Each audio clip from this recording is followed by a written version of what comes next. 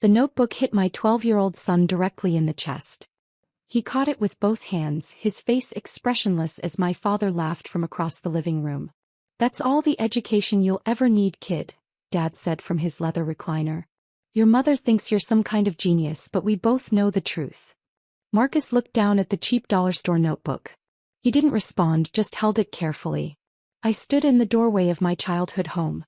My mother sat on the couch, nervously twisting her hands. My brother David occupied the other chair, smirking at his phone. "Sarah, you need to stop filling the boy's head with nonsense," Dad continued. "All this talk about special schools. He's average at best." Kept my voice level. Marcus scored in the 99th percentile nationally. "Tests don't mean anything," David chimed in. "The real world is what counts." Marcus sat down near the coffee table and opened the notebook. He pulled a pencil from his pocket and began writing. "See? He doesn't even care," Dad laughed. "Probably can't understand half of what we're saying." My mother finally spoke. "Thomas, maybe we should." "Should what, Linda?" Dad gestured at me. "Someone needs to tell her the truth. The boy is 12 and you're still acting like he's something special." I noticed the papers on the side table. The top document read "Final Notice" in red. "Marcus," I said quietly, "go wait in the car." He looked up, closed the notebook and walked past his grandfather without a word. After the front door closed, I picked up the envelope. "What's this about?" Dad's face darkened. "None of your business." "It's an eviction notice," I said. 60 days to vacate." "Put that down," David said, looking up. "Dad's handling it." "Handling it how?" "You're 3 months behind and the property owner is terminating the lease." My mother's voice was barely a whisper. "We had unexpected expenses. Like the new car in the driveway? The one David's been posting about." David stood. "That's different. That's an investment. An investment while your parents get evicted." Dad waved his hand. "We'll figure it out. The landlord will give us more time. The notice says you've already had 2 extensions. This is final." "Then we'll find another place," Dad snapped. "Not your concern, Sarah." I set the notice back on the table. "Is that what you think?" "That's what we know," David said. "You moved away, got your fancy job. You barely visit." "I came because Marcus wanted to see his grandparents." Dad laughed bitterly. "The kid can barely hold a conversation. You should have him tested. There's something not right there." My phone buzzed. A text from my assistant. "Meeting at 4 p.m. confirmed with property management. Documents ready." "I need to make a call," I said, stepping into the kitchen. I could still hear Dad talking. "She's probably calling her therapist. Always making everything dramatic." I dialed quickly. "Hi, James. Yes, I'm still at the address.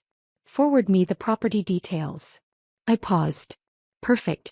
Send everything." My phone chimed with the email. I opened the attachment and scanned the documents. I walked back into the living room. "So you need to be out by the end of next month?" "We'll manage," Dad said. "Unlike some people, we don't run from problems." "Where will you go?" My mother spoke, her voice shaking.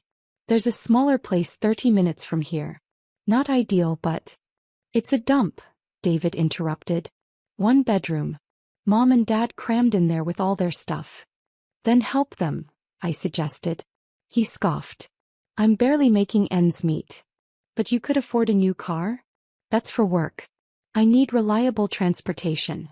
Dad's phone rang. He glanced at the screen. "It's the property management company." He answered with forced confidence. "Hello? Yes, this is Thomas Anderson." I watched his face as he listened. The confidence drained away, replaced by confusion. Then anger. "What do you mean?" Dad said. "Who authorized that?" Another pause. "But I've been a tenant here for 15 years. He fell silent, his hand tightening around the phone. "Put your supervisor on." David looked between us. "What's going on?" Dad ignored him. "I don't understand. The owner wants what?" His face went pale. "Immediate eviction?" I kept my expression neutral. 24 hours? Dad's voice rose. "That's not legal." "More listening." "Fine. Connect me to the owner." My mother clutched her hands together. "Thomas, what's happening?"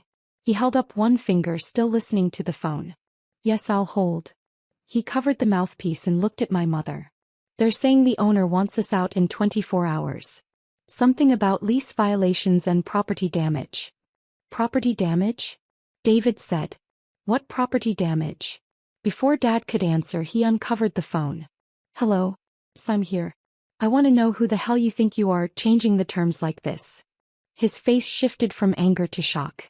What? That's impossible. I pulled up the email on my phone again, reviewing the documents one more time. Dad's hand started shaking. My daughter? What does she have to do with anything? He looked directly at me, his eyes wide. You're telling me that Sarah... He couldn't finish the sentence.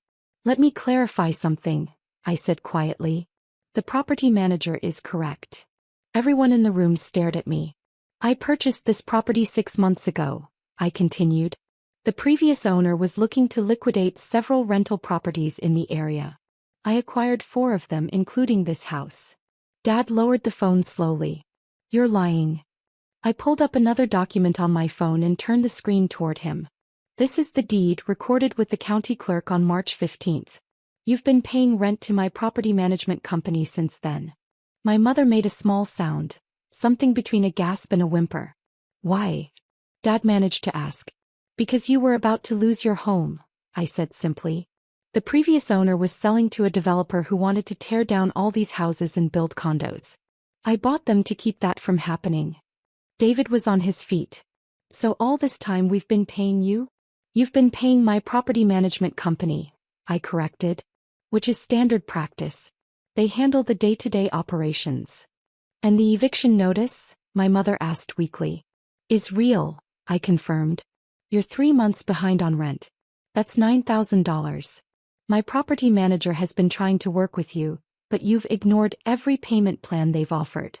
Dad's face went from pale to red. You could have said something. You could have told us. Would you have accepted help from me? I asked. Would you have let me forgive the debt or restructure the payments? Or would you have done exactly what you're doing now, getting angry and accusing me of interfering? No one answered. Marcus's notebook, I said, changing direction. Do you want to know what he was writing in it? I pulled up another image on my phone. Earlier, while Marcus waited in the car, he had sent me a photo. It showed the page he'd been working on, complex mathematical equations, the kind used in advanced physics. He's been accepted into the National Youth Science Academy, I continued. Full scholarship. They only take 30 students per year from the entire country. He's been working on a paper about quantum mechanics, at 12 years old. I showed them the photo. This is what he was writing in your dollar store notebook. These are graduate-level calculations that he does for fun. My mother covered her mouth with her hand. David sat back down heavily. The reason I don't visit often, I said, isn't because I think I'm too good for this family. It's because every time I do, you spend the entire visit tearing down either me or my son. And I've tried to protect him from that. But he asked to come today. He wanted to give you another chance. Dad still held his phone, though the call had apparently ended. Sarah, The eviction stands, I said. 24 hours to vacate. That's not negotiable anymore. Where are we supposed to go? David demanded. There's a 2-bedroom apartment in the same complex where I live, I said. It's been vacant for 3 weeks. I've held it specifically for this situation. My mother looked up. What? The rent is $1,200 a month, which is half of what you're currently supposed to be paying here. It's close to the senior center where Mom volunteers, and there's a bus line that runs to David's work. I looked at my father. If you want it, the lease is ready. The first month is free. After that, standard terms apply. No family discount. No special treatment. You pay on time or you're out. Dad's jaw worked, but no words came out. There's one condition, I added. Marcus is off limits. Completely. You don't comment on his intelligence, his future, his education, or anything else about him. If I hear one more word like what I heard today, the lease is terminated immediately. You can't do that, David protested.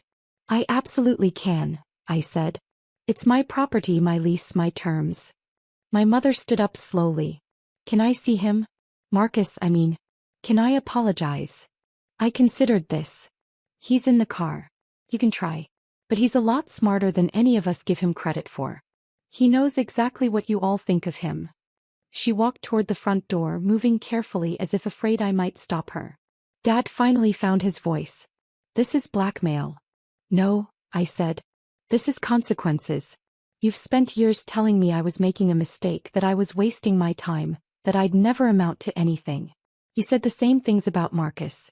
And all that time I was building something. I was working. I was succeeding. Succeeding, David repeated bitterly. So you buy up properties and lord it over your family? I bought properties to have stable investments and passive income, I corrected. The fact that one of them happened to be your childhood home was coincidental. But when I found out you were getting evicted, I tried to help quietly. I restructured the payment schedule. I reduced the rent. I gave extensions. And you ignored all of it. I pulled out a business card and set it on the coffee table. This is my property manager's direct line. If you want the apartment, call him by 6 p.m. today. After that, the offer expires and you'll need to find your own solution. Dad picked up the card, looking at it as if it might burn him. I need to go, I said. Marcus has violin practice at 5. Violin? David said weakly. He's been playing since he was 7. He's quite good. But you wouldn't know that because you've never asked. I walked to the front door. Through the window I could see my mother standing next to my car, talking to Marcus through the passenger window. He was listening, his face serious. Behind me I heard Dad's voice, quieter now. How much are you worth, Sarah? I paused at the door. Enough that I could have bought this house outright and let you live here rent-free for the rest of your lives. But I knew you'd never accept that. You'd rather lose everything than admit I might be capable of helping. I opened the door and stepped out into the afternoon sun. My mother stepped back from the car as I approached. He's a remarkable boy, she said softly. I'm sorry, Sarah. I'm so sorry. Tell him that, I said. Not me. I got into the driver's seat. Marcus sat quietly beside me, the cheap notebook on his lap. How do you feel? I asked as I started the engine. He thought about it for a moment. Grandpa throws hard. My chest still hurts a little. I meant emotionally. Oh. He looked down at the notebook. Grandma apologized.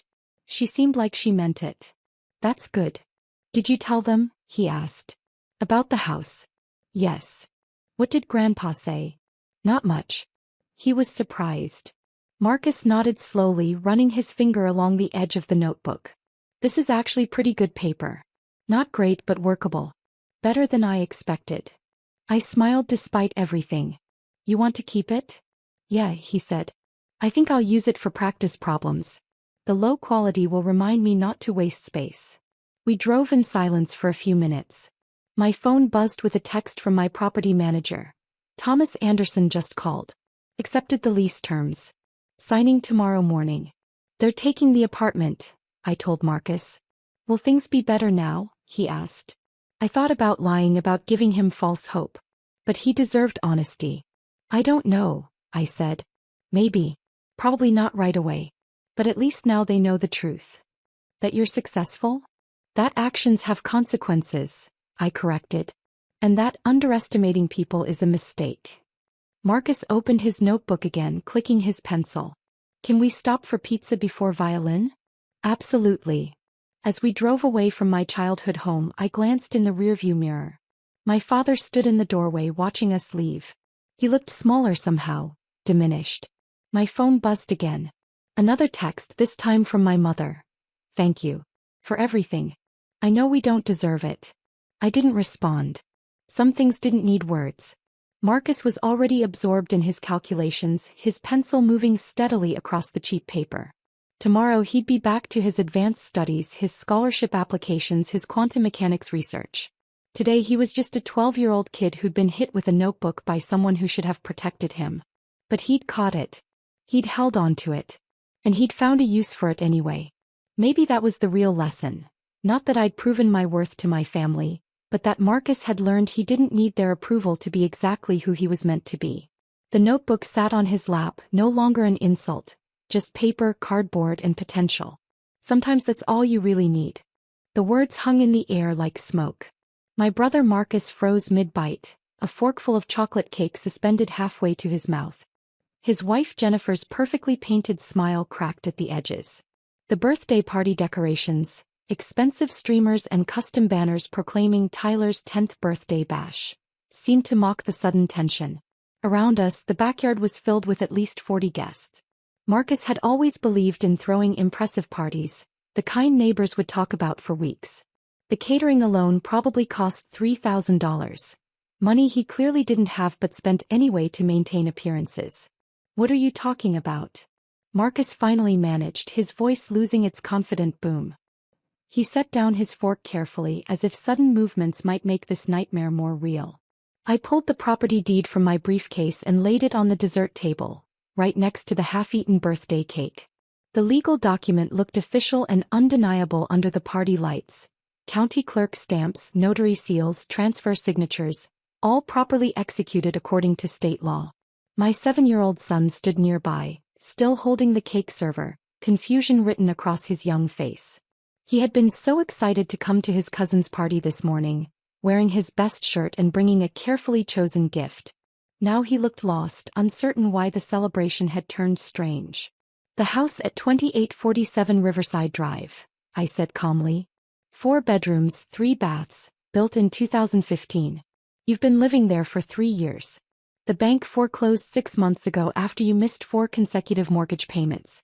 I bought it at auction 3 weeks ago. Jennifer's champagne glass slipped from her fingers, shattering on the patio stones. The other guests, mostly family members, fell silent. Someone turned off the music. "That's impossible," Marcus said, though his voice wavered. "We would have known. We would have received notice." "You did receive notice," I replied. "Multiple notices, actually. You ignored them, assuming your lawyer would handle everything. Your lawyer quit 2 months ago when you stopped paying his retainer. It's all public record." My sister-in-law Sarah, who had been recording the party on her phone, slowly lowered the device. My mother stood up from her chair at the main table, her hand covering her mouth. Marcus grabbed the deed, his eyes scanning the document frantically.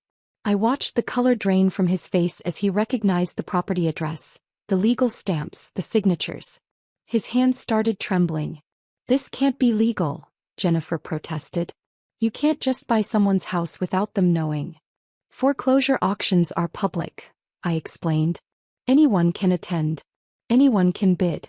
The property was listed online for weeks. I paid cash above the minimum bid. Everything was processed through the county clerk's office.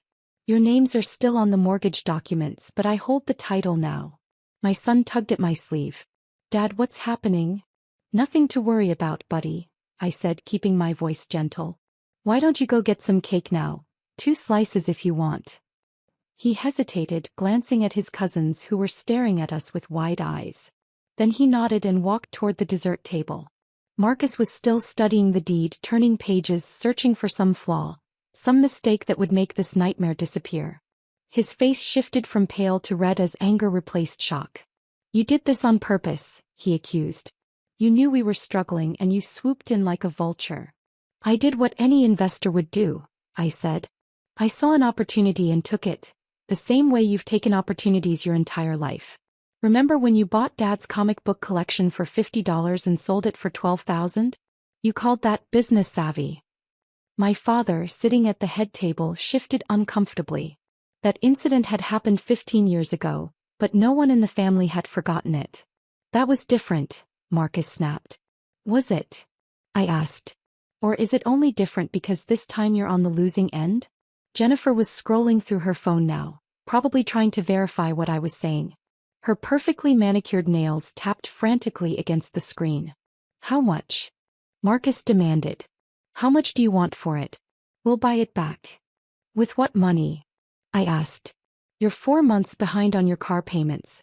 Your credit cards are maxed out. Jennifer's boutique has been operating at a loss for 18 months. You took out a second mortgage last year to fund your lifestyle, and that's part of what buried you. The financial statements are all in the public foreclosure filing. The bank listed total debt at $478,000 against a property appraised at $420,000. You were underwater before you even missed the first payment." "How do you know all this?" Jennifer asked, her voice now shrill and defensive. "Public records," I repeated. "And I have a good financial advisor.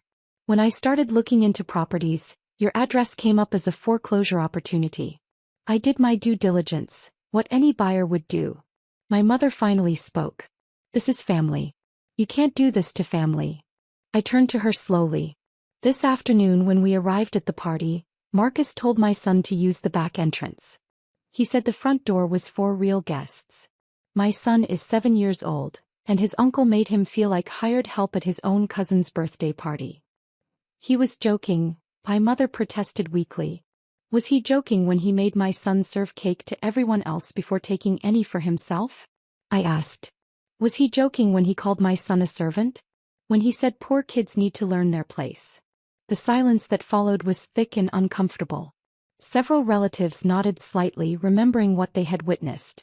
You've always been sensitive, Marcus said, trying to change tactics. I was just teasing. You know I love my nephew. Really? I pulled out my phone and opened a voice recording app, because 3 months ago at Mom's birthday dinner, you said something different. I pressed play. Marcus's voice filled the patio, clear and unmistakable. Why does he even come to family events? He works at some storage facility, drives a 10-year-old car, shops at discount stores. He's an embarrassment. And that kid of his, always quiet and weird. I don't want my children thinking that kind of failure is acceptable. Jennifer's face went white. My mother looked away. Several relatives stared at Marcus with new understanding in their eyes. I record family dinners now, I said, turning off the playback. I started about a year ago when the comments got worse. I have hours of material, hours of you explaining why I'm worthless, why my son doesn't deserve respect, why we're not really part of this family. Those were private conversations, Marcus said, but the fight had gone out of his voice. At family gatherings with 20 people present? I asked. Nothing about those conversations was private. You just assumed I was too beaten down to do anything about it. I picked up the deed and slid it back into my briefcase. Here's how this works now. Your lease begins on the 1st of next month. Rent is $4,000 due by the 5th. That's actually below market rate for a house that size in that neighborhood. I'm being generous. $4,000. Jennifer gasped. Our mortgage was $3,000. Your mortgage was $3,000 when you were still paying it, I corrected. Market rates have increased. Check comparable rentals in your area. You'll find I'm offering a fair price. Marcus shook his head. We can't afford $4,000 a month. Then you'll need to make some adjustments, I said. Downsize the luxury cars. Cut back on the country club membership. Maybe Jennifer closes the boutique that's losing money every month. These are the decisions adults make when they can't afford their lifestyle. You're enjoying this, Jennifer accused. I'm not enjoying anything, I replied honestly. I'm protecting my son. Today was the last time anyone makes him feel less than, the last time he's treated like he doesn't belong. My son had returned with his cake, eating it quietly while sitting on a bench away from his cousins. He looked small and alone, and something twisted in my chest. There's more, I continued, pulling out another document. I also own 3 other properties in your neighborhood. The blue house 2 doors down, currently rented to the Peterson family. The corner lot with the brick exterior, rented to a retired couple. And the gray colonial at the end of your street, vacant right now. Marcus looked like he might be sick. Why are you telling us this? Because I want you to understand something, I said. I'm not the failure you've spent years describing. I'm not the embarrassment you've made me out to be. While you were buying new cars, taking luxury vacations, and throwing expensive parties, I was working 60-hour weeks at that storage facility you mock. I was living below my means, saving every dollar, learning about real estate investment and building something real. I pointed at my son. And I was teaching him that quiet dignity matters more than loud arrogance. That delayed gratification beats instant gratification. That respect is earned through character, not purchased with status symbols. So what happens now? Sarah asked. She was the only one who looked more curious than horrified. Now Marcus and Jennifer decide whether they want to rent from me or find somewhere else to live, I said. If they choose to stay, they'll sign a standard lease agreement. They'll pay rent on time. They'll maintain the property. And they'll treat me and my son with basic human decency, because I'm no longer someone they can dismiss. And if we don't? Marcus asked. Then you have 30 days to vacate, I said simply. I'll list it for rent at market rate and have new tenants within a week. It's a good house in a good neighborhood. It won't be hard to fill. Jennifer was crying now, mascara running down her cheeks. This is cruel. This is vindictive. No, I said quietly. Cruel is making a child serve cake to his cousins before he can eat. Vindictive is spending years tearing someone down to make yourself feel bigger. This is just business. This is just consequence. My mother tried one more time. Please. Think about your nephews. Think about family. I am thinking about family, I replied. I'm thinking about my son who deserves better than what he got today. I'm thinking about teaching him that you don't have to accept mistreatment just because it comes from relatives. I'm thinking about showing him that patience, planning, and hard work actually matter. I closed my briefcase and held out my hand to my son. He took it immediately, his small fingers wrapping around mine. The lease agreement will be emailed to you tomorrow, I told Marcus. You have 5 days to review and sign. If you have questions, contact the property management company listed in the documents. They handle all my rentals. You're not even going to manage it yourself? Marcus asked incredulously. I have 11 properties now, I said. I don't have time to personally manage each one. That's what professionals are for. The number seemed to stun him. 11 properties meant serious money, serious success. It meant everything he'd said about me being a failure was wrong. Come on, buddy, I said to my son. Let's go home. As we walked toward the driveway, I heard Marcus say something behind us. I didn't turn around. Whatever he wanted to say now didn't matter anymore. My son looked up at me as we reached the car. Dad? Are you really Uncle Marcus's landlord now? Yes, I said, unlocking the doors. Does that mean he has to be nice to us? It means he has to pay rent on time, I replied. Being nice is still his choice. But he can't treat us badly without consequences anymore. That's the important part. He thought about this while I buckled him into his seat. Then he said, the cake was really good. I'm glad I got 2 pieces. I smiled despite everything. Me too, buddy. Me too. As I drove away from the party, I glanced in the rearview mirror. Marcus was still standing on the patio, the deed in his hands, his expensive party in ruins around him. His wife was on her phone, probably calling lawyers or banks, anyone who might tell her this wasn't real. But it was real. The years of quiet saving, careful investing, and patient planning had all led to this moment. Not because I wanted revenge, but because I wanted security. I wanted my son to grow up knowing his father was capable, strong, and worthy of respect.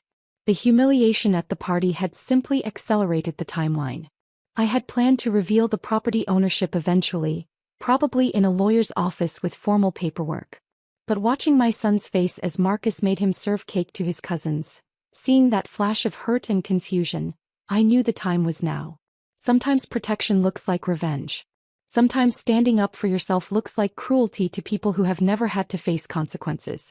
But I had learned something important over the years of being dismissed, mocked, and treated as less than. Silence isn't weakness. Patience isn't passivity. And the person everyone underestimates is often the most dangerous one in the room. My phone buzzed, a text from Sarah. That was the most epic thing I've ever seen.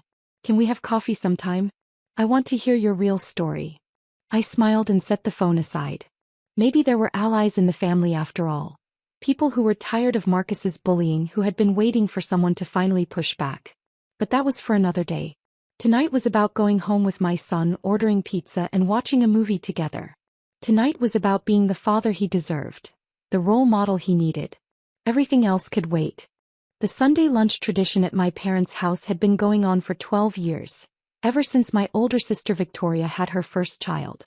Every week, the extended family gathered around the large oak dining table in their suburban home, sharing food, stories, and what my mother called family bonds.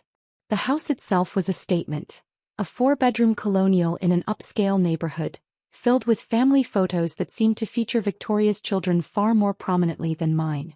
But for my son Daniel and me, these lunches had become something else entirely. They had become a weekly reminder of everything we apparently weren't. Daniel was 11 years old, stocky and solid, with my build rather than his mother's slender frame. My ex-wife had left when Daniel was 3, remarried someone wealthy who owned a chain of dental practices, and rarely saw our son any more beyond the minimum required by our custody agreement.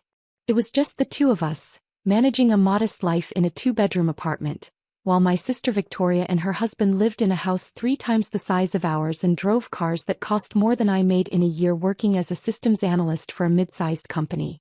Victoria had 3 children. Sophia was 13, tall and athletic, captain of her middle school volleyball team. Marcus was 12, lean and confident, a competitive swimmer who trained 6 days a week. Emma was 10, graceful and poised, taking ballet lessons at an expensive studio downtown. All 3 were on competitive sports teams, took music lessons twice weekly, and attended the best schools in the district, where class sizes were small and resources abundant. And all 3 had learned from their mother and grandmother that they were superior to their cousin Daniel in every measurable way, though the measurements they used were carefully selected to ensure their advantage. "I got an A- on my history test," Sophia announced, waving her phone to show the grade notification. "Mr. Peterson said it was one of the best essays he's read all semester." "That's wonderful, sweetheart," my mother gushed. "You work so hard. I'm so proud of you." Marcus jumped in immediately. "I got a B+ on my science project. The teacher said my presentation skills were excellent." "Both of you are so accomplished," my mother beamed. "It's wonderful to see young people taking their education seriously." Daniel continued eating his mashed potatoes quietly. He had learned long ago that speaking up at these lunches only invited comparisons he would lose, at least in my mother's eyes. My mother turned to him, her expression shifting from pride to something that looked like concern but felt like judgment. "And how are your grades, Daniel? Are you keeping up with your schoolwork?" "He's doing fine," I said before Daniel could answer. "Fine isn't excellent," my mother replied.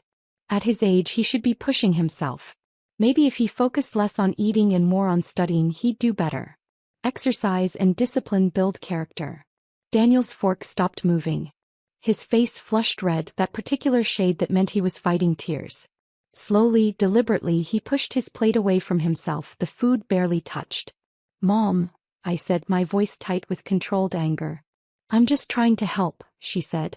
"Children need guidance. They need to understand that success requires sacrifice. Victoria's children understand that. They're disciplined, focused, healthy." Victoria smiled, that thin, superior smile she'd perfected over the years. "The kids do work very hard. We've instilled strong values in them. Academic excellence, physical fitness, personal responsibility." "Is that right?" I asked. I reached into my bag and pulled out a folder. "Let's talk about academic excellence, then." I opened the folder and spread several documents across the table. Test results, grade reports, standardized assessment scores. All of them had Daniel's name at the top. "Daniel's most recent math test," I said, pointing to the first sheet. 100%. Perfect score. The teacher wrote a note saying it was the highest mark in the class and that Daniel finished 20 minutes early, then helped other students with their problems. My mother picked up the paper, her reading glasses sliding down her nose as she studied it. "His English literature exam," I continued, sliding another sheet forward. 98%. The teacher commented that his analysis of the novel showed remarkable depth of understanding for a 6th grader. Victoria's smile froze on her face. Her children went quiet. "Science test," I said, adding another paper to the pile. 100%. Bonus questions included. The teacher noted that Daniel's explanation of the scientific method was more thorough than the textbooks. "History test," I added, sliding over another sheet. 97%. The teacher said his essay on the Industrial Revolution demonstrated college-level analytical thinking. I pulled out a larger document. "These are his standardized test scores from last month. 99th percentile in mathematics nationwide. 97th percentile in reading comprehension. 98th percentile in science. 96th percentile in writing." That means Daniel scored higher than 99 out of every 100 students his age in the entire country in math. I let that sink in for a moment. The average percentile for gifted program qualification is 95th. Daniel exceeded that in every single category. These scores qualified him for advanced programs at 3 different universities. The table had gone completely silent. My father, who usually stayed neutral in family conflicts, leaned forward to look at the documents. For comparison, I said, looking directly at Victoria, would you like to share Sophia's most recent test scores? Or Marcus's standardized results? Victoria's face turned red. My children do very well in school. I'm sure they do, I said. Sophia's A- is commendable. Marcus's B+ shows effort. But let's be accurate about who's excelling and who's just doing adequately. I pulled out another document. This is a letter from Daniel's school principal. It's a recommendation for the district's gifted and talented program. The principal writes that Daniel is among the top 1% of students she has encountered in her 20-year career. She's recommending him for advanced placement in 3 subjects next year. My mother stared at the papers spread across the table as if she were seeing them for the first time, which in a sense she was. I had never brought Daniel's achievements to these lunches before because they were never welcomed, never celebrated, always dismissed or minimized. There's more, I said. Daniel was selected for the state mathematics competition next month. He'll be competing against 8th and 9th graders. His math teacher says he has a real chance of placing in the top 10. I laid out another letter. This is from the Johns Hopkins Center for Talented Youth. Daniel qualified for their summer program based on his SAT scores. It's a program specifically designed for exceptionally gifted students who score in the top percentiles on college entrance exams while still in elementary and middle school. SAT scores? My father interjected. He's 11. The program has 6th graders take the SAT to assess their abilities, I explained. Daniel scored a 650 on the mathematics section. That's higher than the national average for high school seniors taking the test. For context, the average SAT math score for seniors is around 520. Daniel, at 11 years old, scored 130 points above that average. Victoria was scrolling through her phone now, probably trying to verify whether what I was saying was even possible. So when you ask if he's keeping up with his schoolwork, I said, turning back to my mother, the answer is that he's not just keeping up. He's excelling. He's surpassing. He's demonstrating abilities that put him in the top fraction of a percent of students his age. Then why didn't you tell us? My mother asked, her voice smaller than before. Because every time I try you change the subject, I said. Last month when I mentioned Daniel's math competition selection, you immediately started talking about Sophia's volleyball tournament. 2 months ago when I brought up his science fair award, you asked if he was eating properly and suggested I limit his portions. I picked up the papers and tapped them into a neat stack. You've spent years telling Daniel directly and indirectly that he's not good enough. That if he just tried harder, ate less, exercised more, disciplined himself better, maybe then he could be successful like his cousins. But the truth is he's been more successful academically than any child at this table. You just never bothered to notice because you were too focused on his weight. Daniel was staring at his empty plate, his shoulders tense. I put my hand on his shoulder. Your comment about eating less and doing better, I said to my mother, was based on an assumption. You assumed that because Daniel is heavier than your other grandchildren he must be lazy, undisciplined, unsuccessful. You saw his body and decided you knew everything about his character and capabilities. I didn't mean it that way, my mother protested. Yes you did, I said. You've meant it that way for years. Every comment about his weight, every suggestion about diet and exercise, every comparison to his cousins, all of it has been based on the belief that his body reflects his worth. But Daniel's worth has nothing to do with his weight. His intelligence, his kindness, his work ethic, his achievements, those are what matter. And all of them are exceptional. Victoria finally spoke. We've always been supportive of Daniel. Have you? I asked. Because I have a different memory. I remember last Christmas when Marcus got a new gaming system and a gift card worth $300 for getting honor roll, and Daniel, who had straight A's in all honors classes, got a book about healthy eating habits and a gym membership coupon.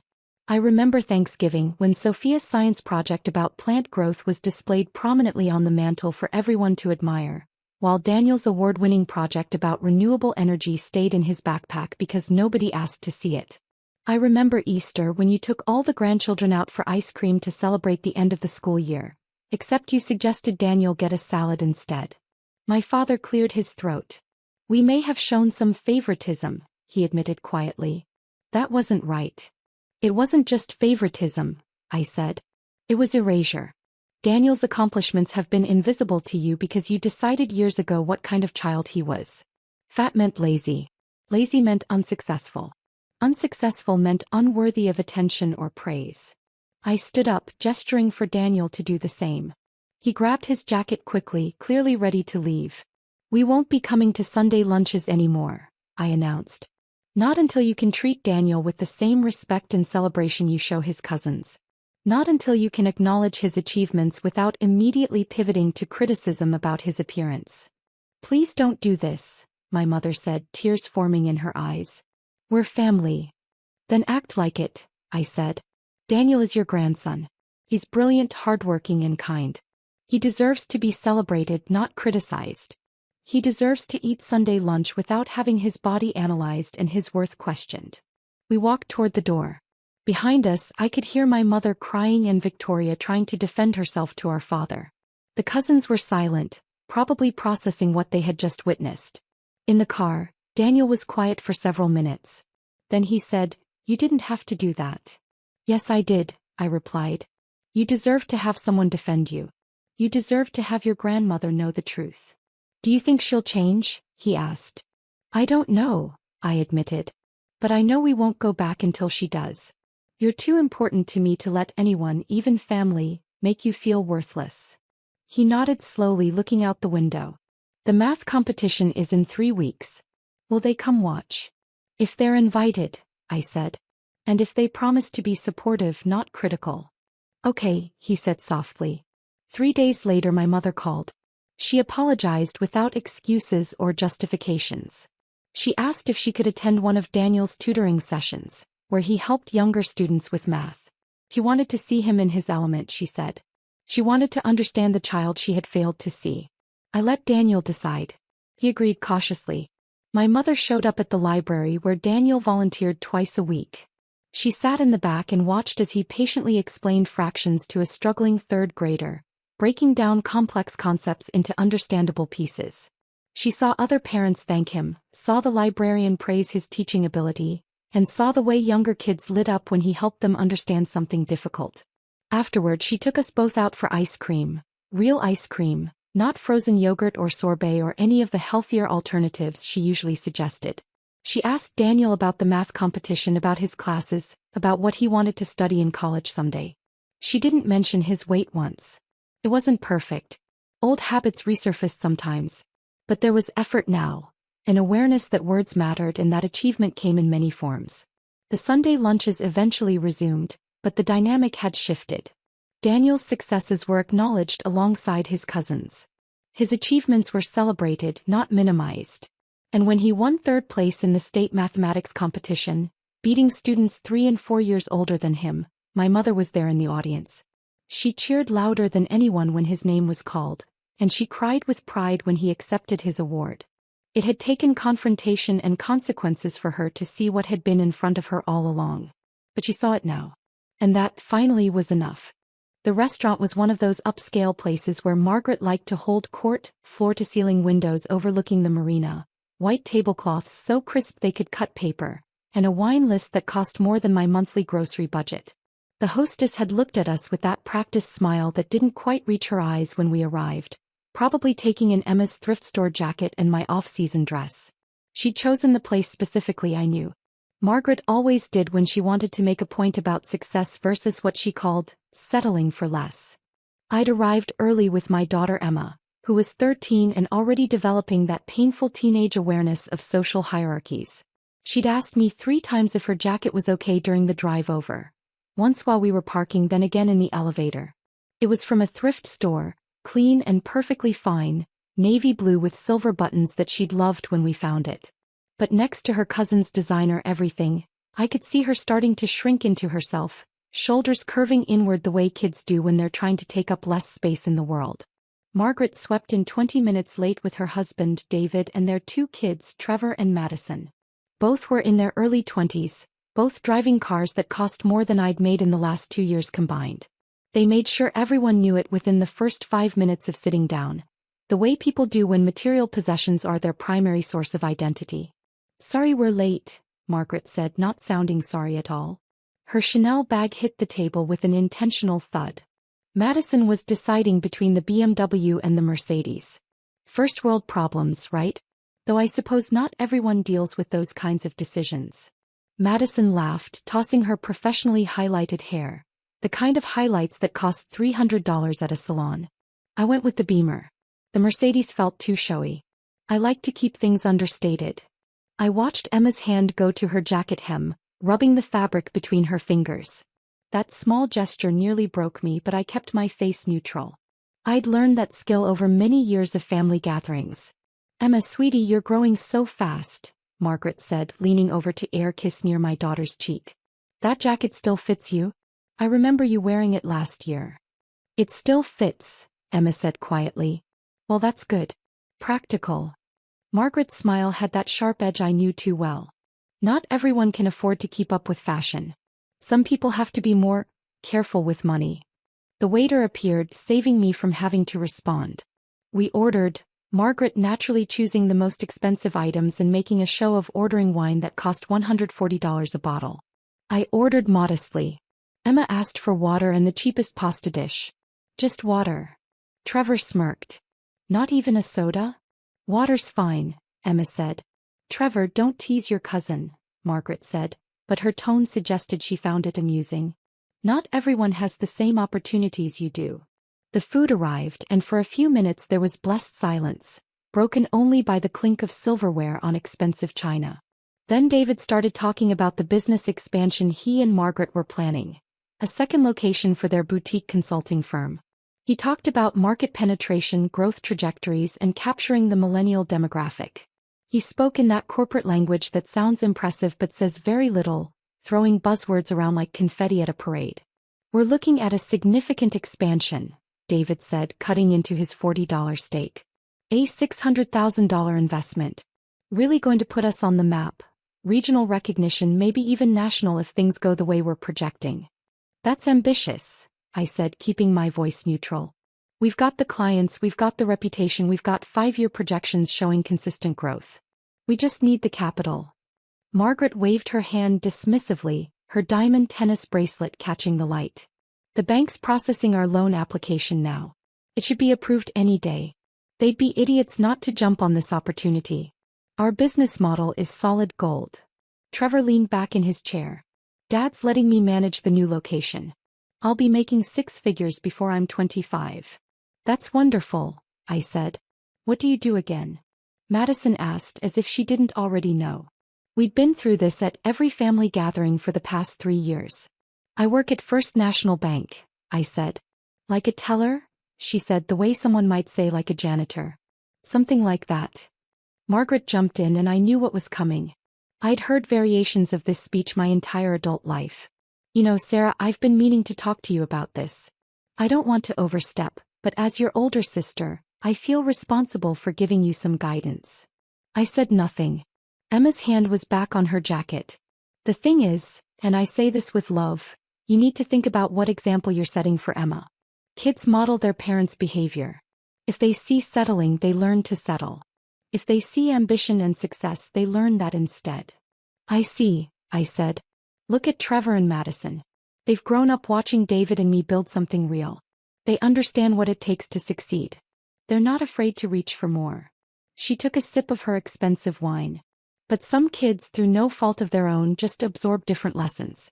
They see limitations instead of possibilities. David nodded along. It's about mindset. Success breeds success. Poverty, unfortunately, often breeds more poverty. It's just statistics. Emma's face had gone red, not from anger but from shame. That look on my daughter's face, that moment when a child realizes their parent can't protect them from cruelty, burned through my chest. Some kids just stay poor like their parents, Margaret said, looking directly at Emma. It's not anyone's fault. It's just how things work. Breaking that cycle takes extraordinary effort that, frankly, most people just don't have. Trevor laughed. Harsh, Mom, but true. Madison was scrolling through her phone. Oh my God, Brittany just posted pictures of her new apartment. It's gorgeous. Must be nice to have parents who set you up for success. I felt my phone buzz in my pocket. I'd been expecting it. The timing couldn't have been more perfect. I pulled it out, glanced at the screen, and allowed myself a small smile. Something funny? Margaret asked. Just an email, I said. Work-related. On Sunday. See, Emma, this is what I mean. Your mom's working on her day off, probably not even getting overtime. That's the treadmill of lower-level positions. Always working, never getting ahead. I set my phone down on the table, screen up but not obvious. Actually, Margaret, speaking of work, you mentioned your loan application? Yes, it should be approved this week. Why? Which bank did you apply through? David answered. First National. They've got the best commercial rates in the area. We went through them for our first location too, but this is a much bigger loan. $600,000 is substantial. First National, I repeated. That is convenient. Why? Margaret's eyes narrowed slightly. Because I work there. As you mentioned. I picked up my water glass and took a slow sip. I actually saw your application cross my desk this week. My desk? Trevor laughed. You're a teller. Tellers don't see loan applications. I used to be a teller, I said calmly. For about 6 months when I first started. Then I moved to customer service. Then loan processing. Then assistant manager. The table went quiet. Last Monday I was promoted to regional commercial loan manager. I oversee all business loan applications over $500,000 in this district. I looked at Margaret. Including yours. David's face lost color. You're joking. I'm not. Would you like me to pull it up? I have the mobile app. I reached for my phone. The application is under D. Winters Consulting Group, filed 3 weeks ago, requesting $600,000 for commercial expansion. It's currently in preliminary review. Margaret's mouth opened and closed. You never said anything about a promotion. You never asked about my actual job. You assumed. That's different. I scrolled through my phone not because I needed to but because I enjoyed the theater of it. You know what's interesting about loan applications? They require character references, employment history and financial responsibility assessments. We have excellent credit, David said quickly. You do. That's not in question. I set my phone down again. But there's something else we look at: social media presence and public behavior. When you're trusting someone with $600,000, you want to know who they are as people. How they treat others. Their values. Trevor had stopped smirking. I've been documenting these family gatherings for years, I continued, my voice perfectly even. Not secretly, just notes. Dates, quotes, witnesses. Emma's therapist suggested it might be helpful for her to process the bullying. Today's lunch, for instance. Multiple witnesses heard you tell a 13-year-old child that she'd stay poor like her parents. That's quite something to say in public. That's not what I meant, Margaret started. It's exactly what you said. I can ask the waiter to confirm if you'd like. I glanced around the restaurant. There are probably a dozen people here who heard you. Some are looking at us right now, actually. They didn't seem to like it much. The silence stretched. Emma was staring at me with wide eyes. Now about your loan, I said. The preliminary review showed some concerns. Not with your financials, they're solid, but with risk assessment. We have to consider what happens if a business relationship sours. If there's a lawsuit. If there are public relations problems. There won't be any problems, David said tightly. That's good to hear. But we also look at judgment and decision-making. For instance, someone who publicly humiliates family members, including a child, at a restaurant shows a lack of discretion and poor impulse control. Those are red flags in a business partner. Margaret's hands were shaking slightly. You can't deny our loan because of a personal disagreement. I can deny it for risk assessment reasons, which I have. Your application was flagged for additional review this morning. That adds 6 to 8 weeks to the process. Maybe longer if new concerns arise. I took another sip of water. Of course you could appeal. That would require going to my supervisor, who happens to agree with my assessment. We discussed your application at length on Friday. This is unprofessional, Trevor said. What's unprofessional is not knowing who you're talking to before you insult them. I turned to him. Your mother's loan is in jeopardy because she couldn't keep her cruelty to herself for one meal. That's not my problem. That's hers. Madison had gone pale. Mom, the lease on the new location, we already signed it. Based on loan approval you assumed was coming, I said. That's another decision-making red flag. Spending money you don't have yet. The loan committee is going to want to discuss that. David stood up abruptly. This is ridiculous. We're leaving. Of course. Lunch is on me today. I pulled out my wallet. I make enough now to cover it. A regional manager's salary is quite comfortable. They left in a rush, Trevor and Madison trailing behind their parents. I watched them go, then looked at Emma. Her eyes were still wide, but now there was something else there. Something like hope. "Mom," she whispered. "Is that all true? Every word? You're really a regional manager?" "I am. I've been for a week." I was waiting for the right time to mention it. "That was so cool," she breathed. I signaled for the check. "You know what's actually cool? Your jacket. I love that jacket. It looks great on you, and the fact that we found it for $12 makes it even better. That's smart shopping." Aunt Margaret said. Aunt Margaret says a lot of things, most of them designed to make herself feel bigger by making others feel smaller. That's not strength. That's weakness. The waiter brought the check and I paid, leaving a generous tip. As we walked out, Emma slipped her hand into mine. "Will they really not get the loan?" she asked. "Probably not. The risk assessment is legitimate. They're overextended, planning expansion based on projected income they haven't secured. That's actually a valid reason to deny the loan." I squeezed her hand. But I would have found that whether Margaret was nice or cruel, she just made it easier to see. We drove home in comfortable silence. That evening my phone rang, Margaret's name on the screen. I let it go to voicemail. Then David called. Then Margaret again. I ignored them all. The next morning I received an email from David. It was formal and stiff, apologizing for any misunderstanding and requesting reconsideration of their application. I forwarded it to my supervisor with my original assessment notes attached. Her response came back in 10 minutes. Denied. Too many red flags. Good call. I didn't tell Emma about the email. She didn't need to know all the details. What she needed to know was that standing up for yourself matters. That quiet dignity beats loud cruelty. That her mother's job, whatever it was, had value. That Sunday we went shopping at the thrift store together. Emma picked out 3 new jackets, all for under $20 total. She wore them proudly. Margaret and David's expansion plans fell through. Without the loan, they couldn't make the lease payments on the new location. The last I heard, they were struggling to keep even the original location profitable. I didn't gloat. I didn't need to. Sometimes the best revenge is simply being underestimated, and then proving exactly who you are when it matters most.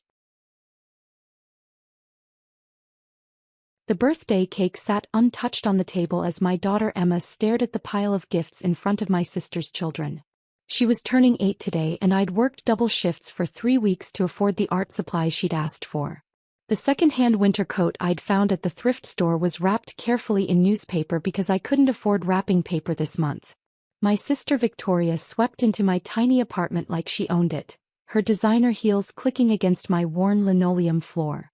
Her twins, Mason and Madison, followed behind, carrying shopping bags from stores I couldn't even walk past without feeling out of place.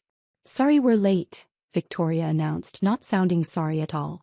The traffic from the country club was absolutely dreadful. My mother arrived next, kissing Victoria's cheek but barely glancing at Emma. "Victoria, darling, you look stunning. Is that the new Chanel spring collection?" Victoria preened, spinning to show off the suit that probably cost more than my monthly rent. "Robert surprised me last week." My father walked in last, his eyes immediately finding the modest cake I'd baked myself. "Store-bought would have been better, Jennifer. But I suppose you did your best." I swallowed the familiar sting. "Emma helped me decorate it. She's very proud of it." "That's nice, dear," Mom said absently, already moving toward Victoria's children. "Now where are my favorite grandchildren? Come give Grandma hugs." Emma's small hand slipped into mine. I squeezed it gently, trying to pour all my love into that simple gesture. "Can we do presents now?" Madison asked, bouncing excitedly. "Of course, sweetheart." Victoria pulled out perfectly wrapped boxes from her designer bags. "These are for Mason and Madison. We couldn't wait for their actual birthday next month, so we're celebrating today." My stomach dropped. This was Emma's birthday party. "Victoria," I started carefully, "maybe we could do Emma's presents first? Since it's her birthday." Victoria waved her hand dismissively. Oh, don't be so sensitive, Jennifer. The kids don't mind sharing the celebration. Right, Emma? Emma nodded, her eyes already filling with tears she was too polite to shed. Mason tore into his first present, revealing the latest gaming console. Madison opened hers to find a designer handbag, child-sized but unmistakably authentic. Present after present emerged. Tablets, jewelry, expensive clothes with tags still attached showing prices that made me dizzy. Look what Mommy and Daddy got you. Victoria cooed. Only the best for our babies. My father nodded approvingly. That's how you provide for children, Jennifer. You should take notes.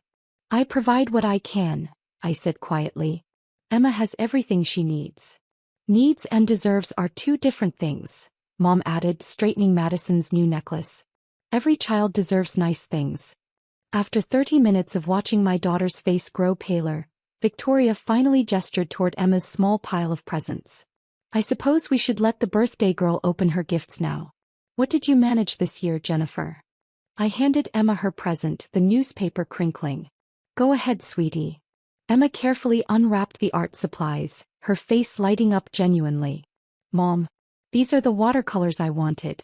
And the brushes. They're perfect for your paintings, I said, my heart swelling despite everything. Victoria leaned over, examining the boxes. Oh, store brand. Well, I suppose they'll do for a hobby. Actually, I said, pulling out the coat, this is your main present, Emma. I know your old one was getting small. Emma held up the navy pea coat, its second-hand origins obvious in the slightly faded fabric and replaced buttons. But I'd spent hours cleaning it and it was warm and sturdy. It's beautiful, Mom, Emma whispered, but her voice cracked.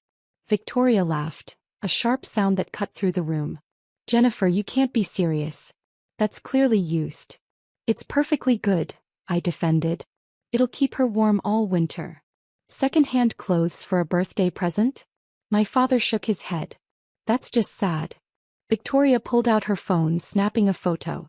Wait until the country club sees this. Poor kids get poor gifts, I suppose. It's just the way of the world. Madison tugged her mother's sleeve. Mommy, why is Emma's coat old? Because Aunt Jennifer makes different choices than we do, darling, Victoria said loudly enough for everyone to hear. Some people prioritize career and success. Others just get by. My mother sighed dramatically. If you just accepted that job at Robert's firm when he offered, Jennifer. But no, you had to be independent. That job required a finance degree I don't have, I said, my hands clenching. Details, Victoria waved dismissively. Robert could have worked around it. But you were too proud to accept family help. And look where that pride got you, giving your daughter trash for her birthday. Emma's tears finally spilled over, silent tracks down her cheeks as she clutched her second-hand coat. It's not trash, I said, my voice harder now. Isn't it, though?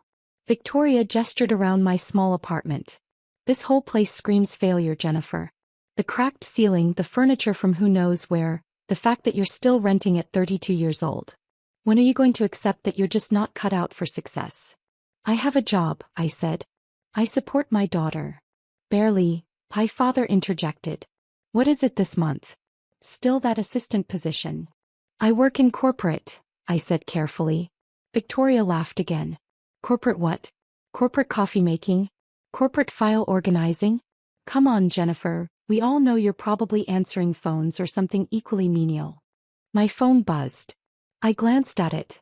Multiple notifications, all marked urgent. Must be nice to check personal messages during family time, Mom sniffed. Victoria's phone rang. She glanced at it, her expression shifting to surprise. Oh. It's from Robert's company. I applied for that VP of marketing position last month. She answered, putting it on speaker. Hello. Mrs. Harrison? This is Sandra from Human Resources at Harrison Industries. Yes. Victoria's face lit up. I've been waiting for your call. I assume this is about my VP position. Pause. Actually, Mrs. Harrison, we're calling to inform you that your application has been rejected. Victoria's smile froze. Excuse me. Your qualifications don't meet our current requirements. Additionally, the new CEO has implemented stricter hiring policies. We appreciate your interest, but we won't be moving forward. New CEO? Victoria's voice pitched higher. Robert didn't mention a new CEO. Who is it? The announcement goes public tomorrow morning. I'm not at liberty to discuss details. Thank you for your time. The line went dead. Victoria stared at her phone. What new CEO? Robert owns that company. My phone buzzed again. I looked down at the message from the board. Emergency meeting in 1 hour. Media questions about transition. That's strange, my father frowned. Robert's been CEO for 15 years. Maybe he's retiring? Mom suggested. Victoria was already dialing. Robert, what's this about a new CEO? Some woman from HR just rejected my application and, what? Slow down. What do you mean you sold the company? We all watched as Victoria's face went from confused to pale to horrified. Majority shareholder? Since when? Robert, you told me you owned. She pulled the phone from her ear, Robert's voice audible even from across the room. Don't you dare hang up on me. But the line was already dead. My phone rang. I recognized the number from our legal team. I need to take this. Excuse me. I stepped into my bedroom, closing the door. Jennifer Chin speaking. Miss Chin, we have 3 media outlets requesting interviews about tomorrow's announcement. How would you like us to proceed? Standard protocol. Press release at 9 a.m., interviews after the stock market opens. Make sure all documentation is filed. Already done. Congratulations again, Miss Chin. The board is thrilled to have you as CEO. I hung up and returned to the living room. Victoria was frantically scrolling through her phone, my parents hovering over her shoulder. It's already on the business news sites, Victoria said, her voice shaking. Harrison Industries announces leadership transition. Majority shareholder takes control. CEO Robert Harrison stepping down. But it doesn't say who the new CEO is. Maybe it's that Chinese investor Robert mentioned last year, my father said. The one buying up tech companies? I cleared my throat. Actually, about that. All eyes turned to me. I held up my phone showing the press release draft. The announcement goes live tomorrow at 9 a.m. But I can tell you now. The new CEO of Harrison Industries is Jennifer Chin. The room went completely silent. Victoria laughed, but it sounded hysterical. That's not funny, Jennifer. I'm not joking. I opened my email, turning the screen to show the official board resolution. I've been the majority shareholder for 6 years. Robert knew. He agreed to stay on as public-facing CEO while I built my position. As of tomorrow morning, I'm taking operational control. My mother's face had gone white. That's impossible. You're an assistant. I was never an assistant, Mom. I'm the director of strategic acquisitions. I've been working in private equity since before Emma was born. The corporate job, you all mocked?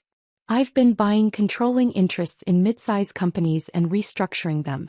Harrison Industries was my largest acquisition. Victoria's hands were shaking. You're lying. You live in this tiny apartment, you buy second-hand clothes. Because I invest every extra dollar, I said calmly. My salary is 7 figures, but I live modestly because I'm building generational wealth for Emma, not showing off at country clubs. My father sank into a chair. 7 figures?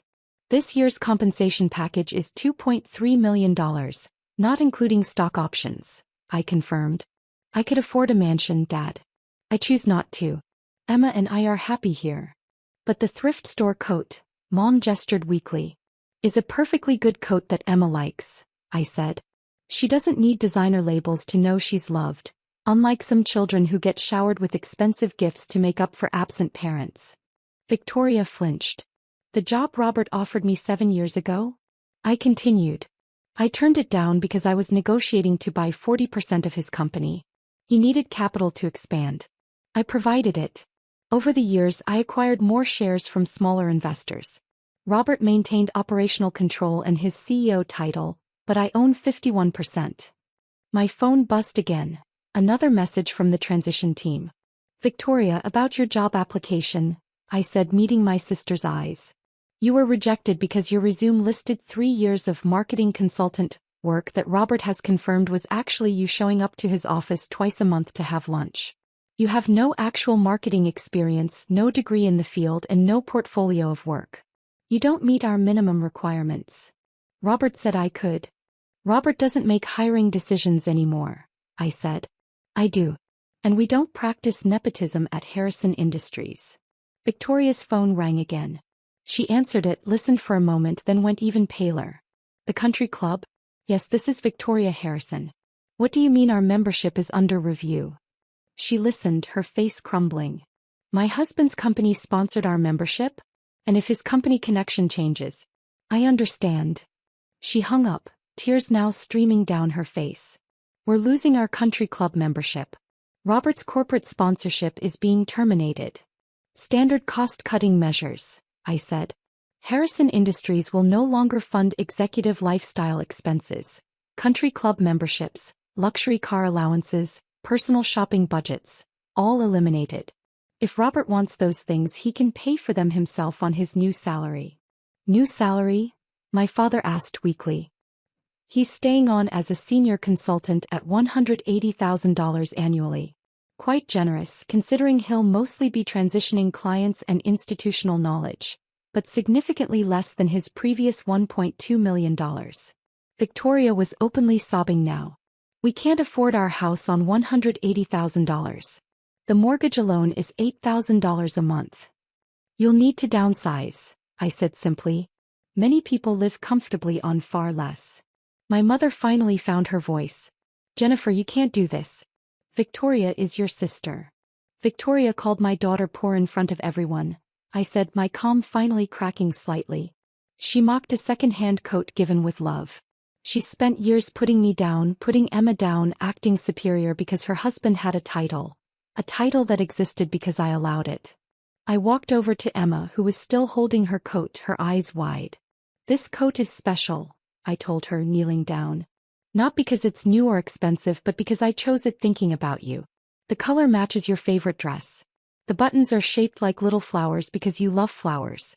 And it will keep you warm when we walk to the park to feed the ducks. Emma threw her arms around my neck. I love it, Mommy.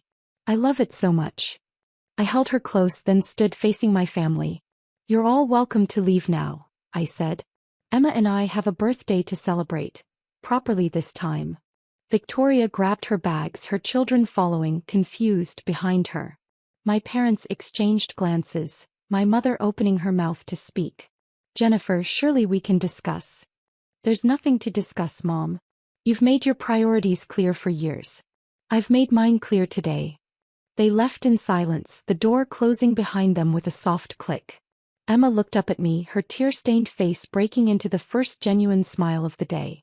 Are you really a CEO, Mommy? I really am, sweetheart. That's so cool. She hugged her coat. Can I still wear my coat? Even though you're rich. We're comfortable, Emma, not rich. And yes, you can absolutely wear your coat. Do you like it? I love it.